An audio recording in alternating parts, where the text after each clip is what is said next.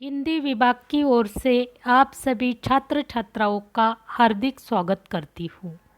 यहाँ पर आपके सामने द्वितीय वर्ष साहित्य के लिए निर्धारित अलंकार के प्रकार इसकी जानकारी प्रस्तुत करती हूँ। इसके अंतर्गत पिछले व्याख्यान में आपने अर्थ अलंकार के कुछ प्रकारों का अध्ययन किया। आज हम अर्थ अलंकार का तीसरा प्रकार उत्प्रेक्षा इसकी जानकारी मालूम करेंगे। जिस छंद या काव्य में उपमेय की उत्कृष्ट उपमान के रूप में कल्पना की जाती है वह उत्प्रेक्षा अलंकार होता है।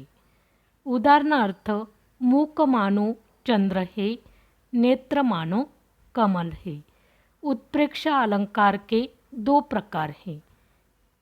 एक वस्तुत्प्रेक्षा अलंकार, जिस छंद या काव्य में किसी विषय वस्तु को स्पष्ट करने के लिए उपमान की कल्पना की जाती है वह वस्तुत्प्रेक्षा अलंकार होता है।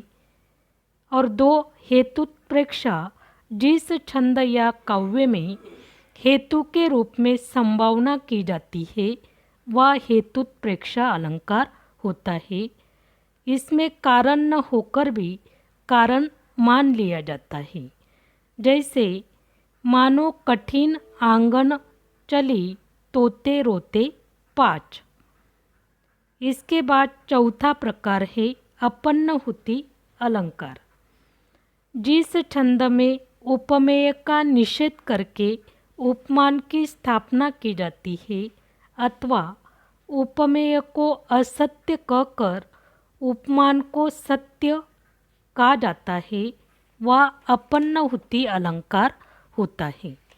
इसके बाद पांचवा प्रकार है दृष्टांत अलंकार, जिस छंद या पद में एक ही बात कहकर दूसरी बात उदाहरण के रूप में दी जाती है वह दृष्टांत अलंकार होता है।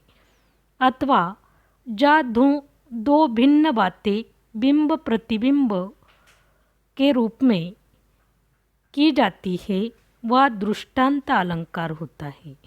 जैसे एक म्यान में दो तलवारें कभी नहीं हो सकती। इसके बाद छठा प्रकार है उदाहरण, जहाँ किसी साधारण बात पर जैसे वैसे आदिवाचक शब्द के द्वारा अन्य बात को दिखाया जाता है वह उदाहरण अलंकार होता है। जैसे बूंदा आकाश से गिरी कैसे, खल के वचन संत से। जैसे इस तरह आज आपने अर्थ अलंकार के 6 प्रकारों का अध्ययन किया।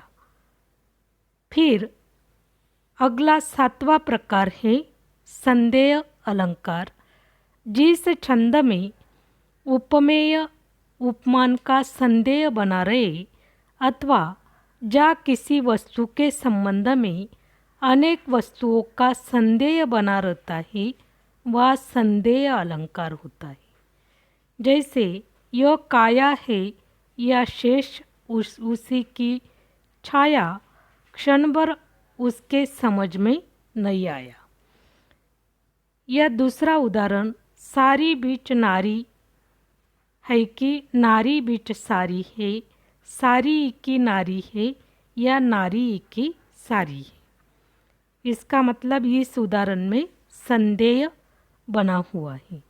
इसके बाद 8वां प्रकार है भ्रांतिमान अलंकार, जहाँ उपमेय को देखकर उपमान का भ्रम हो जाता है वह भ्रांतिमान अलंकार होता है। समानता के कारण किसी वस्तु को कुछ भी समझ लेना या भ्रम कर लेना भ्रांतिमान अलंकार कहा जाता है। उदाहरणार्थ चकोर। इसके बाद अगला प्रकार है विरोधाभास, जहाँ सच्चा विरोध न होने पर भी असली विरोध मान लिया जाता है वह विरोधाभास अलंकार होता है। जैसे नाश भी हूँ मैं और अनंत का विकास भी। और इसके बाद 10वां प्रकार है अतिशोक्ति। जिस छंद या कविता में मर्यादा का उल्लंघन करके बड़ा चढ़ाकर वर्णन किया जाता है वह अतिशोक्ति अलंकार होता है। इस तरह आज आपने अर्थ अलंकार के प्रकारों के बारे में जानकारी प्राप्त की।